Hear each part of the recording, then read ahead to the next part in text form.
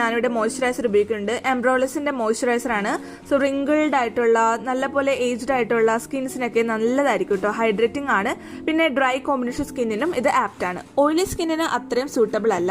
കുറച്ചും കൂടി ഒരു നല്ലപോലെ ഹൈഡ്രേറ്റിംഗ് ചെയ്യുന്ന തരത്തിലുള്ള മോയ്സ്ചറൈസർ ആണ്.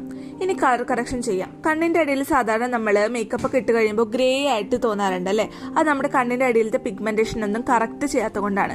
സോ അത് കറക്റ്റ് ചെയ്യാനായിട്ട് നമ്മൾ ഓറഞ്ച് കളറിലുള്ള കറക്ടറാണ് യൂസ് ചെയ്യേണ്ടത്. എവിടെയൊക്കെ ബ്ലാക്ക് കളർ തോന്നുന്നുണ്ട് അവിടെയൊക്കെ നമ്മൾ ഇതേപോലെ ഓറഞ്ച് കളർ കറക്ഷൻ യൂസ് ചെയ്ത് കൊടുക്കണം കേട്ടോ. ഞാനിവിടെ ഡെയിലി ഫോർ എവറിന്റെ ആണ് യൂസ് ചെയ്തിട്ടുള്ളത്. കണ്ണിന്റെ മുകളിലത്തെ പിഗ്മെന്റേഷൻ മറയ്ക്കണം. അതിനായിട്ട് ഈ ഓറഞ്ച് കറക്ടർ തന്നെയാണ് യൂസ് ചെയ്യുന്നത്.